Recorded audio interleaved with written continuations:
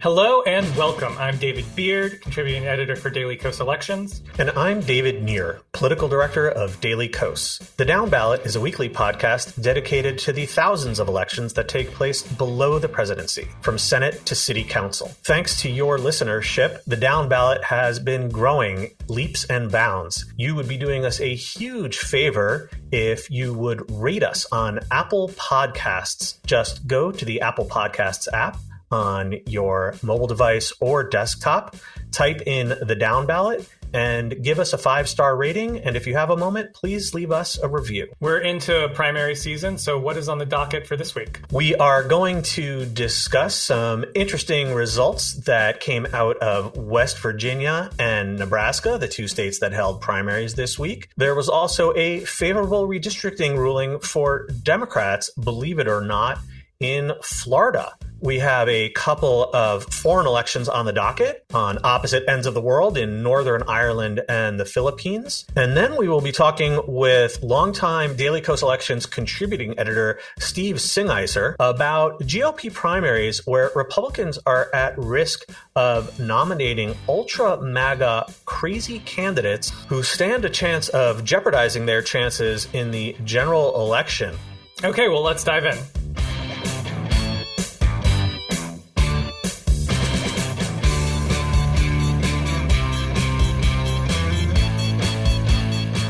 This week was a relatively quiet primary week for May, but we still had a couple of races that were competitive and we wanted to talk about. Neer, why don't you get us started in West Virginia? You bet. So West Virginia was one of just 3 states in the entire country that lost population between 2010 and 2020. In fact, it lost the most of any state, 3% of its population. And as a result, the state lost a seat in reapportionment. It had 3 seats in the House and it had to go down to 2. And with 3 Republican members of Congress representing the state in the House, that meant almost certainly that we were going to wind up with our first incumbent versus incumbent matchup of the cycle. And this happens every redistricting year. The way things played out is that David McKinley and Alex Mooney, who represent sort of the northern part of the state and the eastern part of the state, were thrown into one district together. Mooney won pretty much in a landslide, 54-36. He'll go on to easily win re-election. This is a super red seat in November. And McKinley's congressional career, which has lasted a decade, is now over. But what brought us to Tuesday night was really a pretty fascinating contest. McKinley is a classic West Virginia politician. His family had been in the state for 7 generations, and he, in fact, had a big geographic advantage coming into the race because he represented 2/3 of the new district, while Mooney only represented 1/3 of the new district. The rest of Mooney's seat wound up in West Virginia's other House seat, where Congresswoman Carol Miller was easily securing renomination on Tuesday night. Mooney, by contrast, cut such a different profile from McKinley. He was a former state senator in Maryland. That's not West Virginia.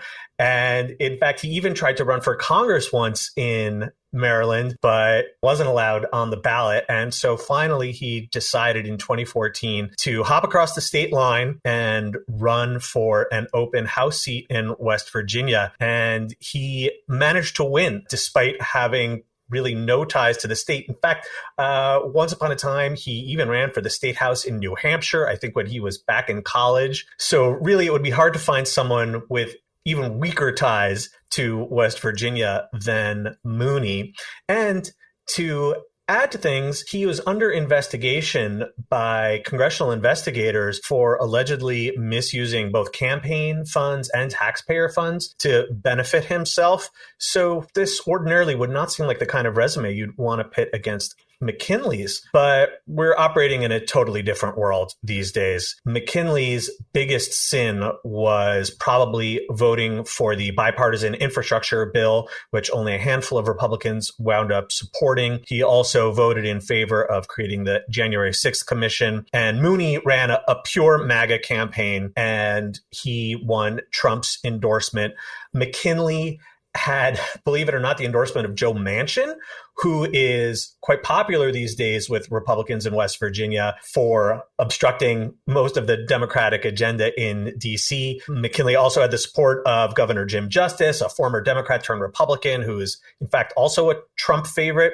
And it just wasn't enough. Really, not all that long ago, someone like McKinley would really have been favored. We're talking about a seventh generation West Virginian who excelled at bringing home the bacon against a Marylander who is under investigation. But while Trump has faced a number of setbacks in various primaries that he's gotten involved in, this really still is his Republican Party. Mooney's big win shows exactly where the GOP electorate is. And in fact, maybe the most telling statistic comes from Bloomberg's Greg Giroux, who calculated that Mooney won his portion of the district, in other words, the 1/3 that he already represented, by an enormous 71-22 margin. And that's really not a surprise.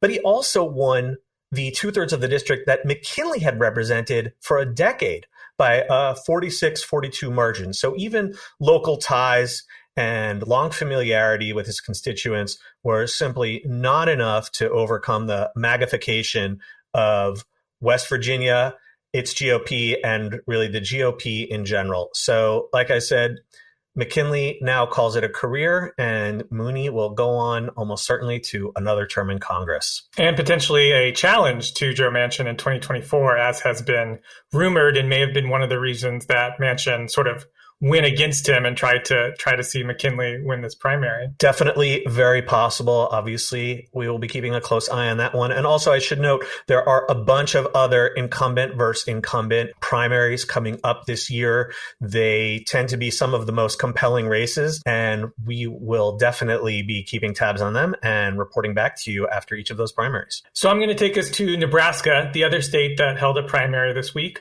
where there was a Trump-endorsed candidate in the governor's race who didn't win, but it wasn't really evidence of Trump's weakness in that race, but some really extenuating circumstances around this candidate. University of Nebraska Regent Jim Pillen is the candidate who won the primary in a close race, 33-30 over Trump's pick, which was self-funding businessman Charles Herbster. Pillen was the favorite of termed-out Governor Pete Ricketts, who, there was a lot of money spent on Pillen's behalf. Herbster, of course, being self-funding, had a ton of money spent. And then there was a third place candidate, Brett Lindstrom, who took 26%. So Herbster, who was Trump's candidate, attended the January 6th Trump rally, and he actually led the race for a lot of March. Ricketts was running ads attacking Herbster as a Missouri millionaire, and also airing ads that Lindstrom, that third candidate, was insufficiently conservative. But the race took a dark turn in April when 8 women, including Republican State Senator Julie Slama, accused Herbster of sexual assault. And Herbster responded by running a TV ad pretty much directly attacking Slama and claiming her allegations were part of a scheme by Pillen and Ricketts to stop him from winning the primary. Trump, of course, given his history, stood by Herbster, saying he's the most innocent human being in, that typical Trump speak. But fortunately, enough Republican voters followed Ricketts' lead and voted for Pillen to sort of barely keep Herbster out of winning the primary and probably the governor's office. Because, given how blood red Nebraska is, I would not have been this surprised to see Herbster win the general election if he had been able to win this primary. But Pillen is going to go on and advance to the general. He faces Democratic State Senator Carol Blood in the general election, but he is the strong favorite to win that race this fall. And I would just add, we saw something happen like this in the Ohio Senate GOP primary last week. Just because a candidate might only win, say, 1/3 of the vote as Trump's pick, it doesn't mean that the rest of the primary electorate is anti-Trump. If anything, to the contrary, Lindstrom definitely was someone who kind of deviated from conservative orthodoxies, but Pillen was not. And so you really have a Republican primary electorate that, regardless of who actually wins, is still heavily pro-Trump. And you see in both of these states, there is like a candidate, Lindstrom here, Dolan in Ohio, who was the one who was the least Trumpy, who wasn't really going in the Trump direction. Not that he was sort of actively going against Trump, but was not a Trumpy candidate. And they both won somewhere in the 20s. They both did very well in the urban areas and really, really awful in most of the rest of the state. So I think that's a pattern I wouldn't be surprised to see continue. And the other part is really just depending on how many Trumpist candidates there are outside of that, which really is determining these things. One race I did want to just briefly touch on, Nebraska's second, where incumbent Republican Representative Don Bacon, easily advanced to the general. The Democratic primary had State Senator Tony Vargas advance over mental health counselor Alicia Shelton, 69-31. So that's going to be a competitive race in November, and one that Democrats are going to be looking to pick up since Biden won the seat 52-46 in 2020. There was even a thought that Don Bacon could be in a little bit of trouble.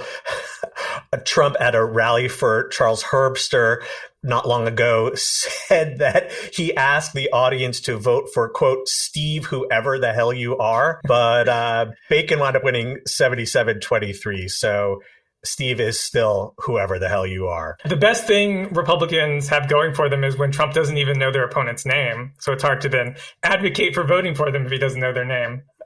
So we are going to do a little bit of a redistricting roundup because on Wednesday, Democrats got some excellent news in Florida, where a state court judge struck down the GOP's new map. You might recall we talked about this on a recent episode of the Downballot. The most salient feature of this map, which was demanded by Ron DeSantis and passed by a totally supine GOP-run legislature, was to dismantle Florida's 5th congressional district. This is a safely blue, plurality black district that the state Supreme Court had blessed in a previous round of litigation several years ago. It runs from Jacksonville to Tallahassee, and it has a black plurality and is represented by a black Democrat who is, in legal parlance, the preferred candidate of the voters in this district. The problem for DeSantis is that Florida's Constitution forbids undermining or rolling back the voting power of minorities in the state. And this map clearly did that. There was no question. In fact, DeSantis was open about his intentions. So the real question here was what the courts were going to do about this. Interestingly, the judge who said this district was unconstitutional, violated the state constitution, was a DeSantis appointee. And he imposed a remedial map that essentially restores the previous east-west Jacksonville to Tallahassee district that Democrat Al Lawson has represented for years. We know that this is going to be appealed, and the Florida Supreme Court has gotten much more conservative over the years thanks to appointments by DeSantis and his predecessor, Rick Scott. But the law is really quite clear. This anti-retrogression, to use the legal term, amendment. So the Florida Supreme Court may well uphold this ruling. Certainly, Democrats have their fingers crossed that they will. And I should also add that a challenge is ongoing to other parts of the map, alleging that they are partisan gerrymanders, which are also outlawed by the Florida Constitution. Those challenges likely aren't going to be adjudicated this year.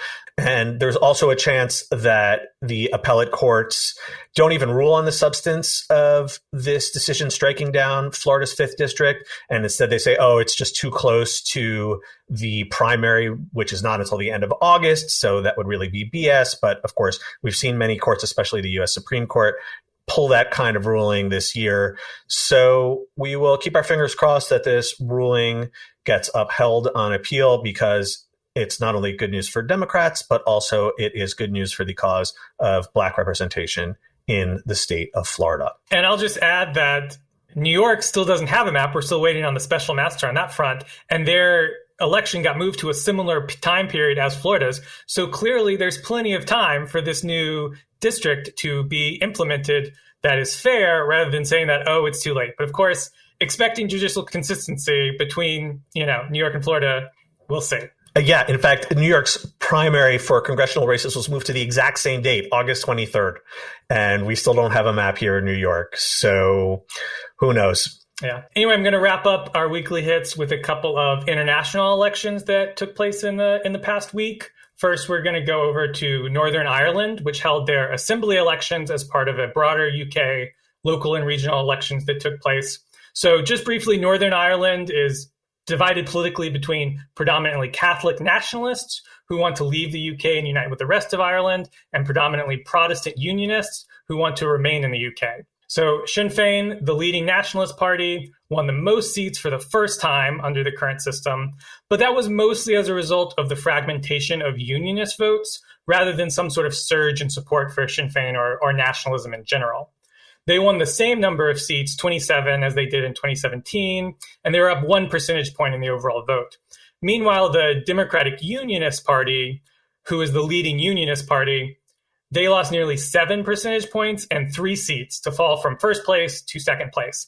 And that's important because the first place party gets to have the first minister, and the second place party of a different grouping, in this case unionist versus nationalist, gets the deputy first minister position. Now, of course, they have exactly equal responsibilities, but symbolically, of course, everyone cares about who gets to be first minister and who gets to be deputy first minister. The big winners were actually the non-aligned Alliance Party, which took third place, up 4.5 percentage points and up 9 seats to go from 8 seats to 17. The traditional unionist voice, which is sort of the hard right unionists, they gained 5 percentage points largely from the DUP. They got up to 7.6%, but they only won 1 seat because they weren't able to break through in Northern Ireland's election system. So in theory, there should be a government formed with Sinn Féin having the first minister spot and the DUP being the deputy first minister. But the DUP has said that they'll refuse to form this executive until the Northern Ireland Protocol, which is the post-Brexit trading arrangements for Northern Ireland, is changed because Brexit resulted in a lot of border checks between Northern Ireland and the UK because of a lot of complicated customs issues. And the unionists really hate it because they feel like it's separating them from the rest of the UK. So they're trying to get that change, and they've decided they're not going to allow the executive to form, which it can't without them, until this is changed through negotiations between the UK and the European Union. Now I'm going to take us all the way across the world to the Philippines, which had their presidential election. The presidency is for a 6-year term in the Philippines. You can't run for re-election, and there's no runoff. So just the candidate who gets the highest number of vote wins, which in the past has resulted in candidates with just a plurality winning and not a majority. But in this case, wasn't an issue. So Ferdinand Marcos Jr., whose nickname is Bong Bong, easily won the race, defeating sitting Vice President Leni Robredo. He won with about 60% of the vote, so an easy majority. Marcos is the son of former dictator Ferdinand Marcos, who ruled the Philippines under mostly martial law from 1972 until 1986, when he was overthrown by the People Power Revolution and fled the country. Now, Marcos Jr. also fled the country then, but he was allowed to return in 1989 after the death of his father, and has since been very involved in politics, serving as a congressman, senator, and government in different times. Now, the entire Marcos family was very involved in a ton of corruption and was investigated, and there were a lot of legal issues. Marcos Jr. never went to jail and never had to, stop being involved in politics in any way. He actually ran for vice president 6 years ago and narrowly lost to Robredo. But this year he had the support of outgoing President Rodrigo Duterte and was allied with Duterte's daughter, who was running for vice president. She also easily won that race. And so they'll be moving, into the presidency and vice presidency together. And she is now obviously sort of the favorite for this sort of family dynastic politics that's going on between these two families to likely run for president 6 years from now. As I said, there's a ton of corruption issues around Marcos, but it's possible that he may be slightly more moderate, actually, than outgoing President Duterte, just because Duterte was such an extreme right-winger. He advocated extrajudicial killings for drug traffickers. He has been very much on the far right. And so Marcos, as a more establishment figure, in some ways, may be a slightly more moderating force than Duterte was. That's not to take away from the corruption or from the fact that he's never repudiated any of the killings and oppressions that went on during his father's reign, and has just either not repudiated them or just ignored the questions, refused to engage with them. So this is in no way a good thing, but he is a slightly different figure than Duterte is. Well, that does it for our weekly hits. Up next, we are going to be talking with longtime Daily Kos Elections contributing editor Steve Singiser about MAGA candidates who may cost the GOP winnable elections if they win their primaries over slightly more acceptable alternatives. Stay with us after the break.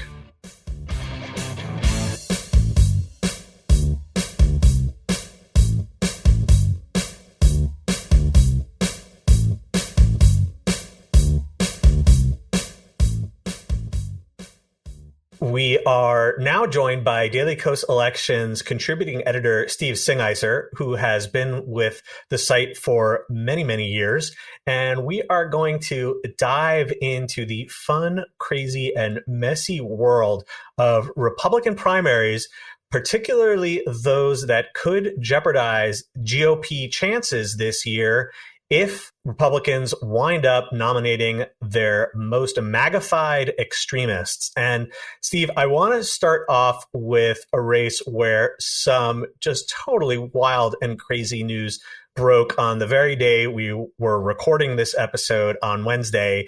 And it's a contest that definitely hasn't gotten as much attention as it should, because this kind of race never gets the sort of attention that it should. But that's what we live to do here at Daily Kos Elections. And that is the Colorado Secretary of State race. So tell us what just went down there. Well, a judge has barred the clerk of Mesa County, Tina Peters, who also happens to be a candidate for the statewide Secretary of State position, from adjudicating the Mesa County elections, which is, given the name, is sort of normally in her job description, but because she has committed so many acts of awfulness for which she's under investigation, up to and including letting a complete stranger into their most sensitive hardware because she is an avowed MAGA conspiracy theorist, that the judge has now barred her from adjudicating the election and has actually put it in the hands of someone appointed by the Secretary of State who is a Democrat.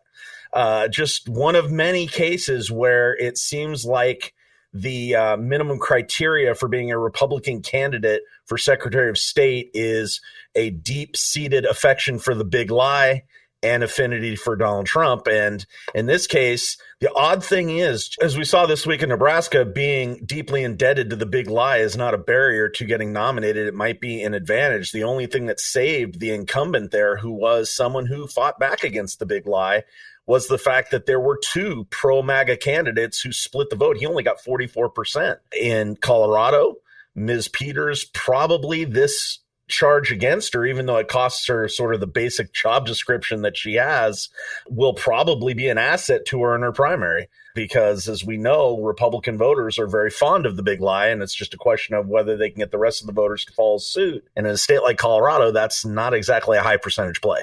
You know, there was something pretty amusing as well. Because Peters is under indictment, she recently wanted to travel to Mar-a-Lago so that she could kneel at Trump's altar. And she had to get permission from the prosecutors in order to leave the state, which they actually granted to her.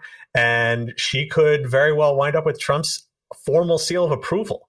The way that guy operates, I mean, it's a pretty upper percentage chance there, isn't it? Because she has paid her homage to him both in person and in deed by, you know, it's a whole different animal, if you'll allow, when somebody whose job it is to adjudicate elections is the one who is saying the elections are rigged. It's one thing for a, you know, whacked out Marjorie Taylor Greene, Madison Cawthorn type who's running for Congress and wants to use it to electoral advantage to say it.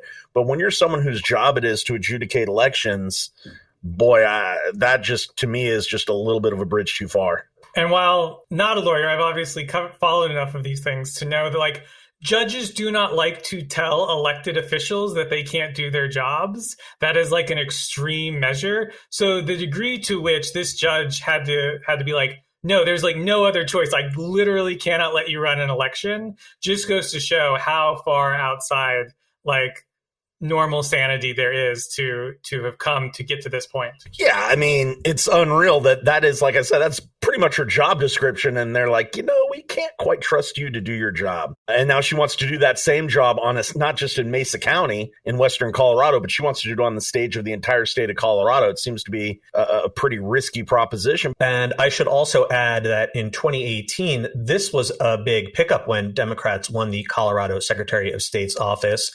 Jenna Griswold won that post in that year, and she is going to be facing potentially a competitive re-election battle, even if the GOP winds up nominating someone crazy like Tina Peters. Moving on to what might be MAGA central, at least in terms of top-tier statewide races, is Pennsylvania, which has some very messy primaries for both governor and Senate on the Republican side. Let's start with the leader in the governor's Republican primary, which is Doug Mastriano. Tell us about him, Steve. Mastriano is an interesting case. For one thing, he describes himself as a Christian nationalist.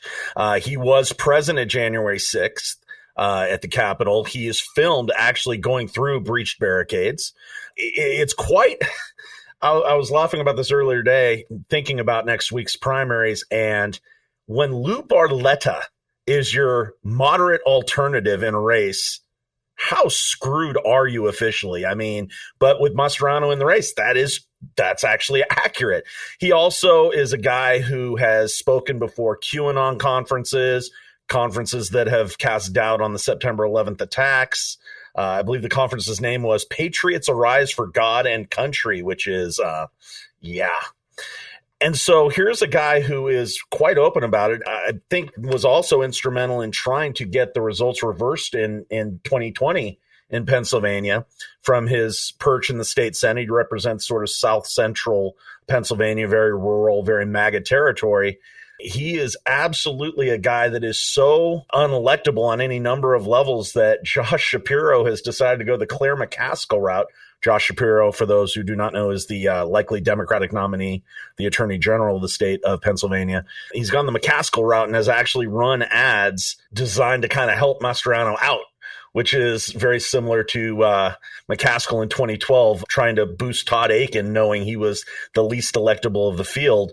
The situation in Pennsylvania has gotten so desperate that Jake Corman, who was sort of a mainstream garden variety member of the legislature there, who had been running kind of a quixotic campaign for governor that was going nowhere, is going to announce an endorsement of Lou Barletta, which, again, like I said, when Barletta is your moderate alternative, you don't have a moderate alternative. And the only guy that's got to be happy about this Republican field at this point has got to be Shapiro, because it's a god-awful mess. And again, here's a guy who probably, let's face it, and this is not a disrespect to legislators everywhere, who many of whom work very hard, but garden variety state senators, especially in a state like Pennsylvania, where there's 50 of them and 203 House members, state legislators generally don't get a national profile, and this guy has, and for one reason alone, and that is an almost sycophantic fealty to Donald Trump. And it'll probably propel him to the Republican nomination, but can it propel him to governor? That's another story altogether. So, Steve, you mentioned Lou Barletta. Tell us a little bit about him and why he's such a shock choice as the quote-unquote moderate savior. Well, he was a former congressman from northeastern Pennsylvania, and he came to public attention even before he was in the Senate as the mayor of Hazleton, which is in northeastern Pennsylvania. And he was an absolutely vocal, to the point of being quite gross about it, anti-immigration crusader before build a wall was cool. But also from an electoral standpoint, he has had a tour on the big stage. He was the Republican Party Senate nominee in 2018 and got positively smushed by double digits. And so again, if you're Shapiro, it's like on one end, I got this state legislator who's best known for being in the Capitol on January 6th. And then over here, I got a guy who's already run statewide and lost by 15 points. But Barletta ran in 2018 as a staunch conservative and really ran hand in glove sort of with Trump. Fat lot of good it did him here, because Mastriano is getting that MAGA attention, even though Trump has stayed out of the race not unlike the Senate race, which I know we're going to get to in a minute. But in the governor's race, Mastriano is just seen as his guy because, I mean, the guy literally was there on January 6th. Can't say that, can you, Lou Barletta?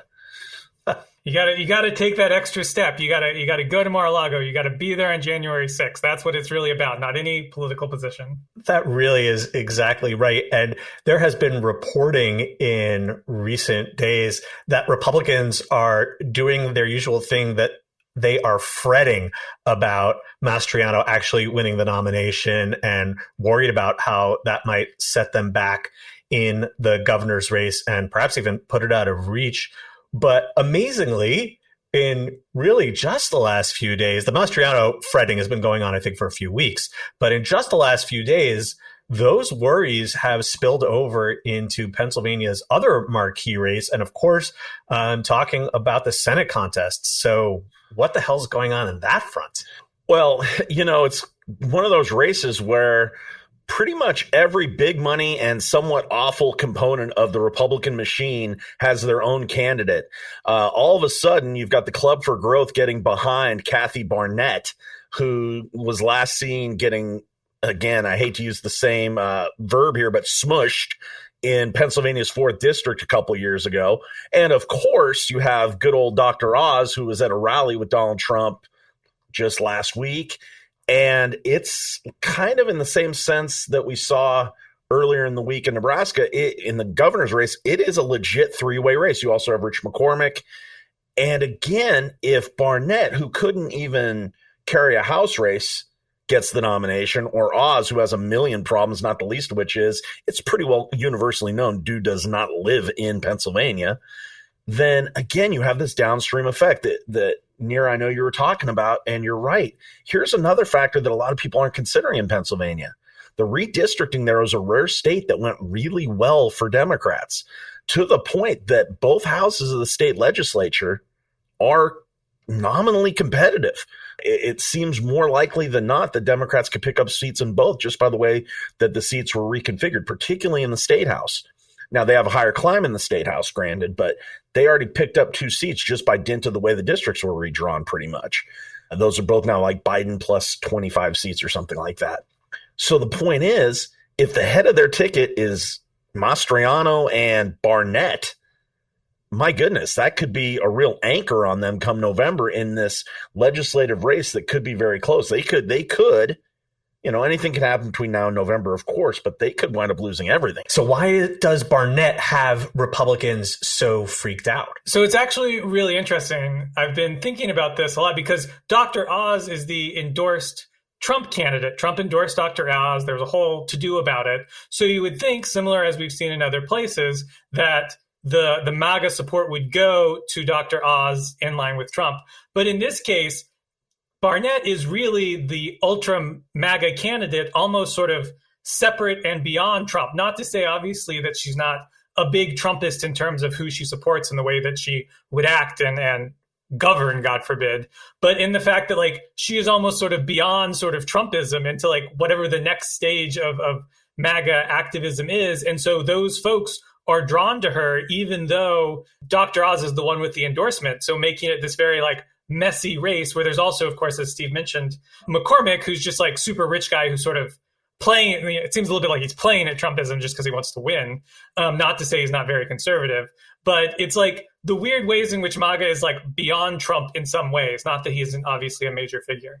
And the other factor is that Mastriano, going back to the governor's race, and Barnett have cross-endorsed each other so that they're pushing each other in these races and sort of building their support among the MAGA segment of the primary electorate to have them both win and move on to the general election, which would just create some really strange results in Pennsylvania looking towards November. So the Pennsylvania primaries are coming up very soon on May 17. That is this coming Tuesday. And also on the same day, another big swing state is going to be hosting its primaries, and that's North Carolina.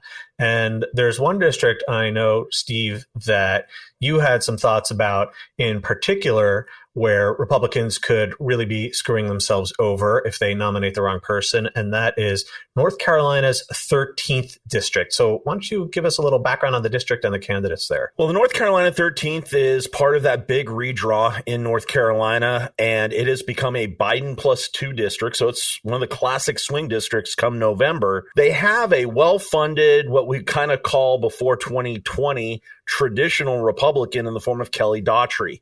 She's a businesswoman, lawyer, has raised something like $2 million. Some of it's self-funded.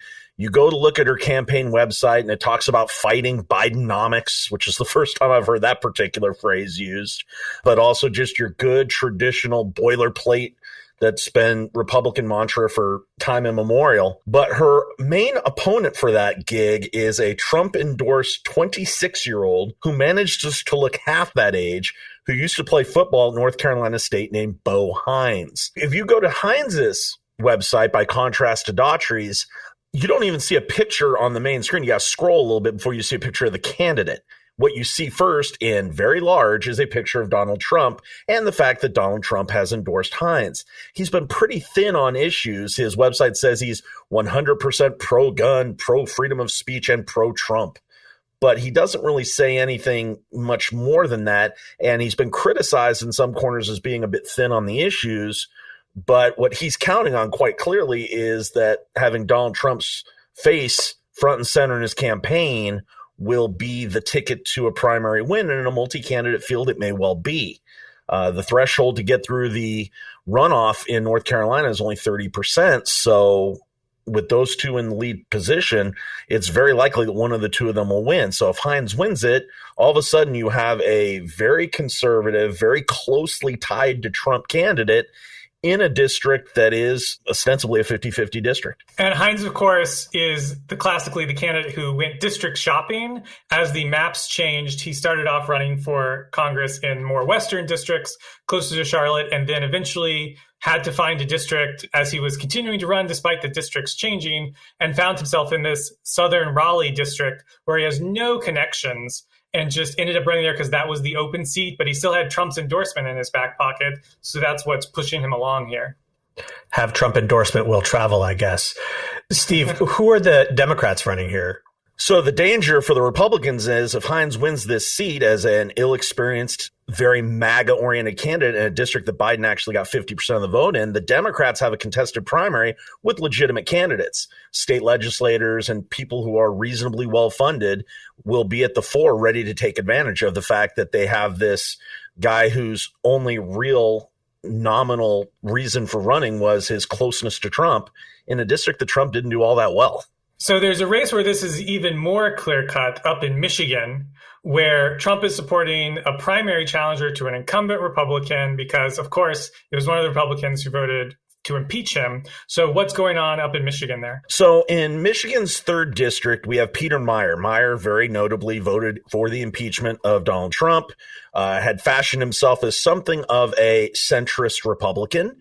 And that would probably be a necessity in a district like his that in redistricting changed to be a fairly pro-Biden district. It was a 53-45 Biden district. Well, along comes Donald Trump, not happy about the fact that Peter Meijer went against him and probably not at this point happy about the fact that Peter Meijer exists. So he puts his weight behind one of his former administration officials, a guy by the name of John Gibbs. And that's one of his endorsees. Now, the problem there for the Republicans is that's an even more Democratic district than the North Carolina district we were just referencing. And in fact, more Democratic than the state of Pennsylvania is statewide. So if Gibbs replaces Meijer, who I think in part won that district because he was viewed as somebody who was not overly ideological and then went to prove his bona fides in that regard by being one of his earliest votes being a vote to impeach Donald Trump.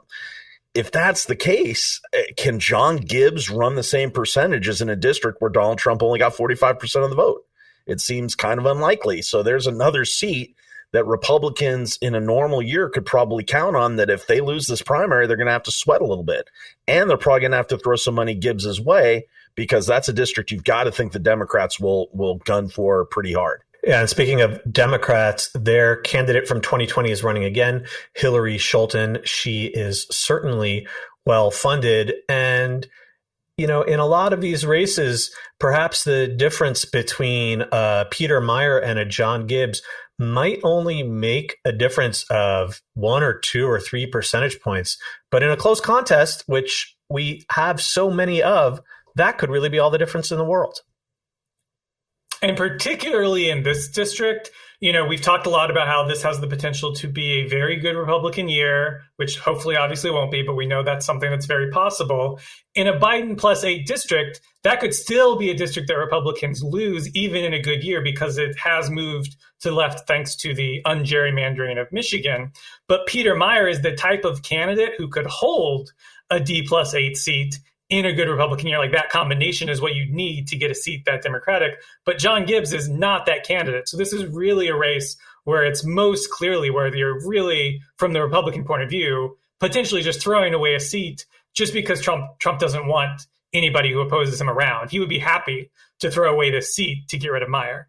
So another state that has had some extremely close elections recently that we really ought to talk about is Arizona. And there we have an open governor's race because the current incumbent, Doug Ducey, whom Trump hates, is term limited.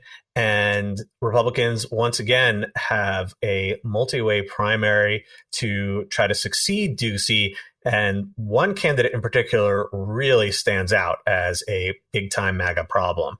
Yeah, that would be Carrie Lake. Carrie Lake has been in Arizona news for a long time. She was an anchor on television news there.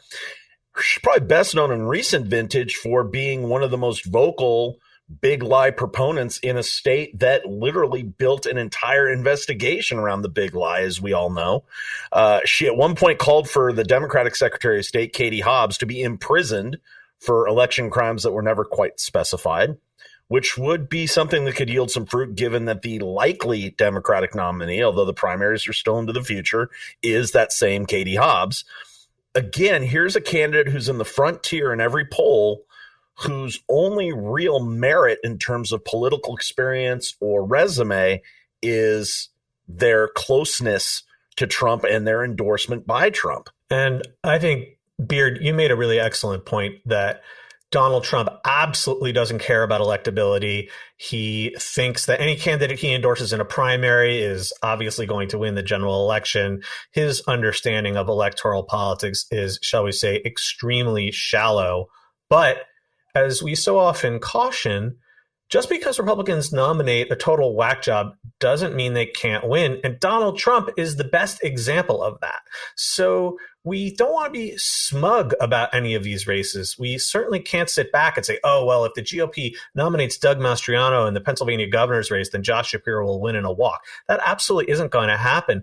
And Steve, earlier you mentioned the example of Claire McCaskill rat fucking the GOP primary in 2012 in Missouri to promote Todd Akin. Well, there still was a lot of work left to ruin Akin, though Akin did a huge job ruining himself with his legitimate rape remarks. So none of these races will be over and done just because Republicans nominate their worst possible candidate on primary day. But the other point I'd like to make is we couldn't do a parallel episode like this with the Democratic Party. We just couldn't. And that's not because we're partisan hacks or because we think the Democratic Party is flawless. Far from it. You've heard us criticize Democrats plenty of times on this show. But for the most part, not even for the most part, really almost overall, there really just aren't any primaries out there where Democrats are at risk of nominating someone so far to the left that they put a race in jeopardy. And in the few occasions where this kind of thing has happened, those candidates have tended to get crushed in the primaries. I mean, I remember Alan Grayson, the unhinged congressman from Florida who ran for Senate several years ago. He got smushed, to use Steve's favorite word, in the Senate primary. So really, it's to me, a remarkable lack of symmetry between the two parties. And this lack of symmetry, I think, is something that is poorly understood by the traditional media in particular, that always wants to both sides everything and assumes that because there are crazy Republicans, there's a commensurate number of crazy Democrats. And that just is not the case. Oh, I agree 100%. And what's more, to go to your first point, I want to reiterate, I agree with you completely that at the end of the day, what these possibilities of primaries putting the most MAGA-friendly candidate to the fore, in some cases, that just means seats that probably the Democrats would have conceded as defeats, they may take a second look at. Michigan third being an example of that. I don't think they were ever going to concede the Pennsylvania, Arizona statewides, but every little bit helps. And where it also helps potentially is that those very thin margins in those legislative races. If there is a legislative chamber that, besides Pennsylvania, that the Democrats would love to get a hold of, it's Arizona, where the margins are also extremely close. So there's more than just the benefit of that individual race. But to your second point, my goodness, you could look across the board, and there are very few examples, even in the last 10 years, of Democrats basically disqualifying themselves from a major race because they nominated somebody that was wholly unelectable. Grayson put as much money and effort as he could into that race against Patrick Murphy a few years back, and it came all for naught. And you see examples of that over and over and over again. And so at the end of the day, you see examples, we've gone through half a dozen or more, just this cycle of Republicans having to beat back what would be viewed as extremist challenges and clearly trying to in some cases, Mastriano being perhaps the most clear example in this campaign cycle. But you just don't see those on the Democratic side. And I think that's notable in the age of Trump because as we've all mentioned over the course of the past, few minutes, it seems now the biggest litmus test in the Republican Party is no longer ideological. It's personal. It's, do you stand with Trump? And there's just nothing like that on the Democratic side. Fealty to Joe Biden is not considered a requirement to be a Democratic office holder. It's almost a negative in some places. Nor does he demand it, to his credit. We have been talking Republican primaries, MAGA candidates who might harm GOP chances in November with longtime Daily Kos Elections contributing editor Steve Singiser. Steve, thank you so much for joining us. It's been a pleasure. Thank you both. That's all from us this week. Thanks to Steve Singiser for joining us. The Downballot comes out every Thursday, everywhere you listen to podcasts. You can reach us by email at thedownballot@dailykos.com. And if you haven't already, please like and subscribe to the Downballot and leave us a 5-star rating and review. Thanks to our producer, Kara Zelaya, and editor, Tim Einenkel. We'll be back next week with a new episode.